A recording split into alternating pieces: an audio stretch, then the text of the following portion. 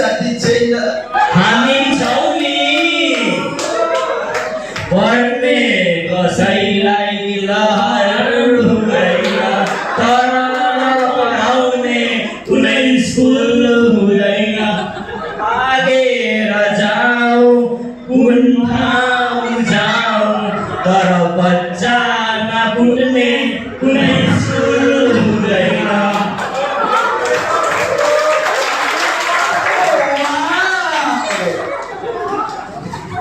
तपाईहरुको साउन्ड कति मिठो छ कति राम्रो भोइस छ तपाईहरुको मसँग दुईटा भोइस छ नि मैले भोइस भने होइन के भोइस आवाज तपाईहरुको आवाज कति मिठो छ दूधमा पनिर फारेको जस्तो थ्याङ्क यू ए म भन्नु तपाईले अनि पहिले तिम्रो नाम के हो त मेरो नाम मलाई त मेरो नाम भन्न लाजे जस्तो लागेछ तर केही होइन भनिरहेछु मेरो नाम हो ह्यान्डसम बाबु अडियन्सहरुले हेरेर थाहा भइसक्यो नि ह्यान्डसम हो कि के हो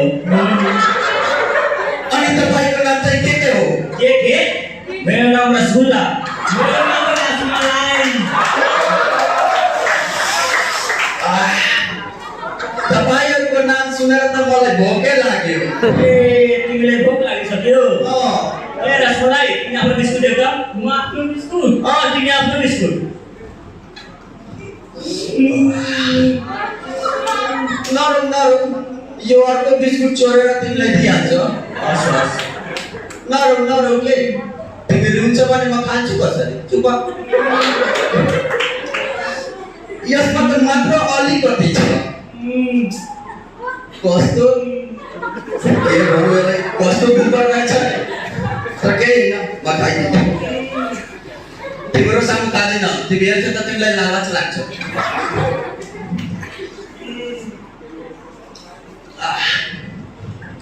बल्ल अलि भोक मेट्यो मेरो प्यार से धेरै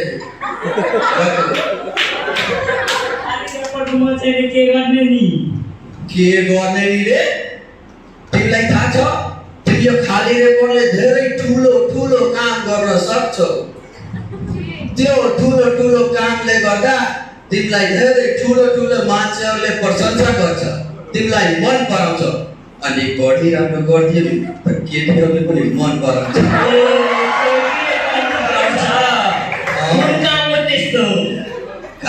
काम बताइदियो यो लगेर डस्टबिनमा हालिदिने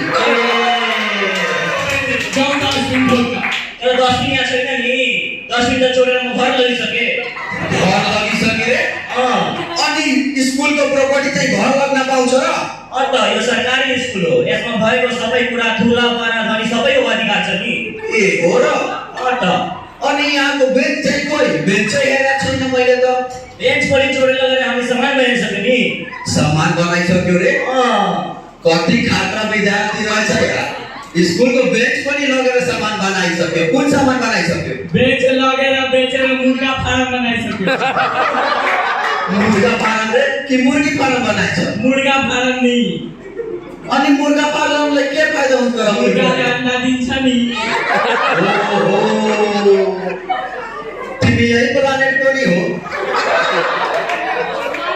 मलाई त थाहै भएन आजसम्म मैले सुनेको थिएँ मात्र कि मुर्गीले अंडा दिन्छ यो गाधाले त मुर्गाले अंडा दिन्छ भन्दो रहेछ अनि सुन न त म त बसे सरकारी मान्छे बरु यसो गर तिम्रो मुर्गाले अंडा दिएपछि मलाई पनि भन्नु म पनि अंडा मासु खान थाल्छु रे हुन्छ हस् अनि एउटा कुरा सोधु हस् हस् कानमा सोधु ल तिम्रो स्कुलमा चाहिँ इंग्लिश बोल्न पाउँछ पाइन्छ तर जान्नेसँग मात्र हामीसँग बोलिस नि त्यो मुसु फुस्ने अहिले पर्दैन के मेरो मुख छ यत्रो तिम्रो इटा त्यत्रो पर्दैन म बुझिसक्यो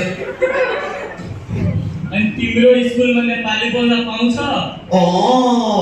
पाउँछ तर मात्र नेपाली टिचरसँग बोल्न पाउँछ अरूसँग बोलिस् नि भने तिम्रो स्कुलमा त मात्र मुखसुख फुटाएर इँटा नि हाल्छ, मेरो स्कुलमा मुखसुख फुटाएर सिमेन्ट मिसाएर रोड ढलानी गरिदिन्छ। अनि इङ्ग्लिसबाट पनि पैसा लाग्छ र? पैसा त बढी लाग्छ, बोर्डिङमा यसरी नै थोरै इङ्ग्लिस टन बोलिदिने हो हामी। कति लाग्छ? ए 30-40 हजार जति लाग्छ। 30-40 हजार। त्यसै लागि हाम्रो सरकारी स्कुलमा पैसा तिर्दैन त हामीले इङ्ग्लिस सिकाउँदैन नि हो नि। अनि चाहिँ तिमीहरूलाई इङ्ग्लिस बोल्न आउँछ? आउँछ। तिमीलाई पनि आउँछ?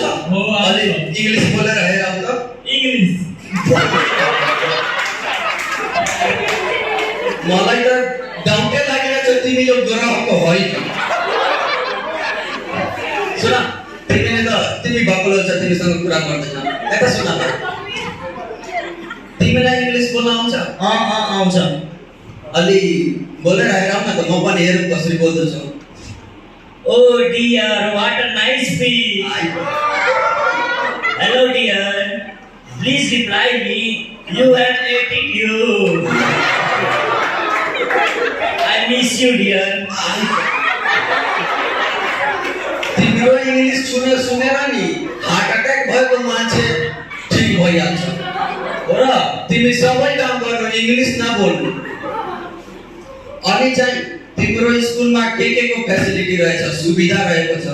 के जुन सुविधा छ नि कुनै पनि प्राइभेट स्कुलमा नहोला। बाप रे बाप, कस्तो सुविधा रहेछ सरकारी स्कुलमा कि प्राइभेट स्कुलमा पनि छैन? अलि मलाई पनि त्यो सुविधा बताऊ न। स्कुलबाट वालमा फालेर घर जाने र त्यसमा सरसँग पनि सोध्नु पर्दैन नि।